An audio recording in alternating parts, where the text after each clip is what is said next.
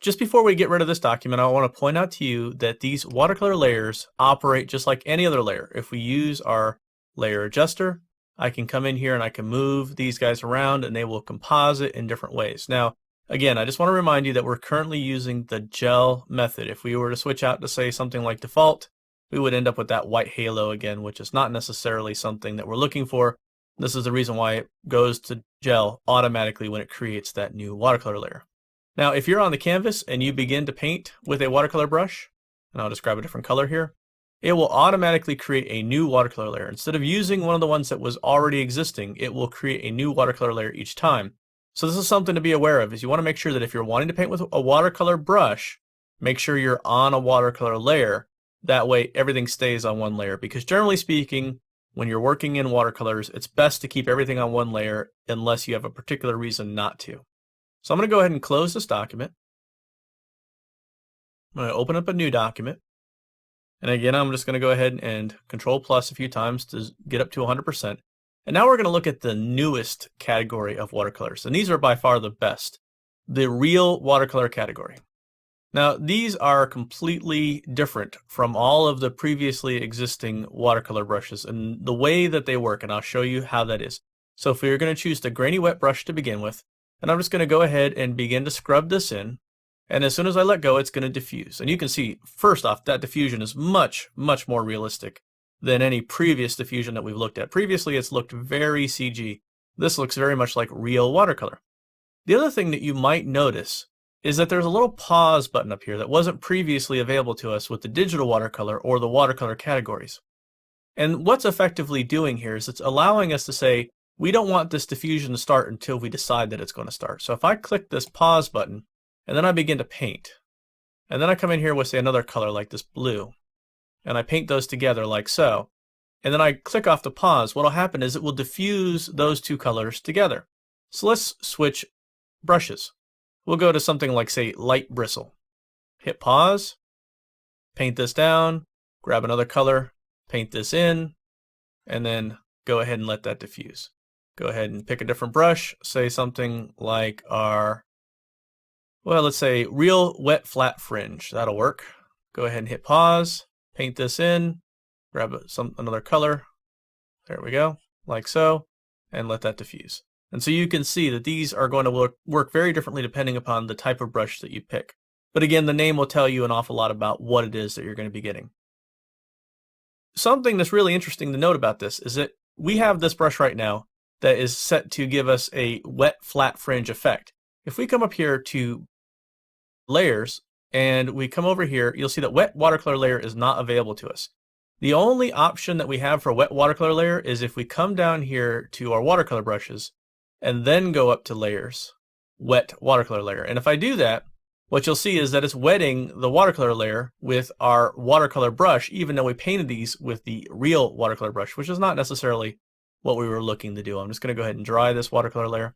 So that's something that you need to be aware of, is that if you want to use this wet entire watercolor layer command, you're going to need to be using a regular watercolor brush. However, generally speaking, my preference is to only use the real watercolor variants. Now, I do have a whole set of real watercolor variants, and what I'll do here is I'll just go ahead and close out that layer there because we don't need that watercolor layer anymore. I just deleted it. And I'm going to come over here and I'm going to come to Brush Library and switch to Jason Brushes.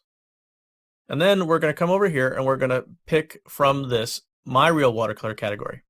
Now you can see there's a lot less brushes in here, and actually all of these are completely unique, that are made basically custom by me for your use. And these are going to be a lot more realistic in general than the ones that ship with Painter 12 by default. Now, if I pick a color like say, and I'm going to go ahead and pause this like so, and then begin to paint this in like so, and then I'm going to let that diffuse. You can see that we end up with some really nice blending effects. And if I come over here and I choose, say, something like our rough blotter, well, the rough blotter is actually going to allow us to apply color, but it's also going to pick up color that was already existing. So if I go ahead and do that, you'll see that it picks up color and it actually creates sort of a blotting pattern like so on the color that was already there. If we choose something like our salt, this is going to be using a regular watercolor effect. So it's going to be diffusing into there, and you notice that there's no pause associated with this salt or with this salt. So this salt has no pause either because it's a regular watercolor effect. But they were nice enough effects that I thought it was important to include them in with these other real watercolor tools. The scratch is different from the scratch that comes with Coreal Painter 12 brushes by default, in the sense that we can see the scratch and we know where it is. When it diffuses, it will disappear and it will leave only the scratch. So we can scratch away, but at the same time we can see. The same thing works here with our sponge erase, which means that I can see my sponging, but then when it diffuses, it disappears and leaves only the removal of the paint, not any kind of deposit of paint.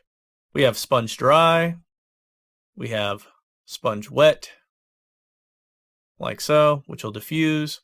And then we also have things like wet droplets. So if I choose a different color, the wet droplets are going to create a certain pattern over dry paper, but over wet paper, it's going to have a very different pattern.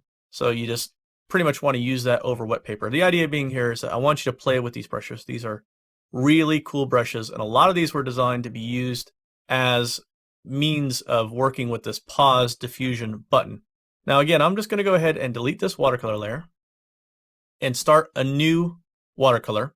I'm going to start with the wet flat 3, we'll say, and I'm going to pause this real quick, and I'm going to go ahead and begin to paint. And I'm just going to paint in some different color, like so. And I'm going to go ahead and turn off that pause and let it diffuse. And then I'm going to come in here and I'm going to do something like the rough blotter. And I'm going to pause it, and I'm going to begin to paint, like so. And maybe I'll paint a couple of different colors on there, like so. Maybe I'll do one more color variation. There we go, something like that. So we've got some interesting color variation, right? Well, let's say that I don't want this to diffuse. Let's say that that's absolutely perfect. That's what I want, and I don't want it to diffuse. If I turn off this pause diffusion, it's going to effectively become a diffused effect. So if I just do that real quick, you'll see what I mean. We've lost that look that I was liking and what I was looking for. So if I turn that back on and I just go back and I just kind of do a similar effect here. So I'll do sort of the green, and then I'll do this sort of indigo color. There we go. So let's say I like that. That's what I want to keep. There's a couple ways that I can handle this, but the easiest is I can just simply switch out of the real watercolor category to say something like Conti. Any brush doesn't matter. Now I've lost my pause, but the watercolor is not diffusing, and it won't, because it's somehow or another been switched off when we switch out of that real watercolor category. If I go back to real watercolor, you'll see that that is not going to happen. Even if I turn off that pause, it's going to stay in its pre-diffusion state instead of going into its post-diffusion state. So that's something that can be a useful trick. Another thing that's worth knowing is that if we use something like, say, the rough blotter, you're going to see how that diffuses, right? Well, if we come up here and we pause this, and then we come over here and we do something like, say, our sponge dry, which doesn't really diffuse at all, and I turn off, you can see that it diffuses in a completely separate way. And the reason why is because it's using the diffusion of the sponge dry brush rather than using the diffusion of our rough blotter. And this can be sometimes useful too, because sometimes you could say, well, hey, I really like the way that that's applying the brush stroke, but I wanted to apply the diffusion of a different brush. So hopefully this gives you an idea of how to mix and match some various different techniques and take advantage of some of the unique strengths of the real watercolor category that are pretty much all tied around this pause button that really makes all the difference in the world, in my opinion, as to the usability of this brush category.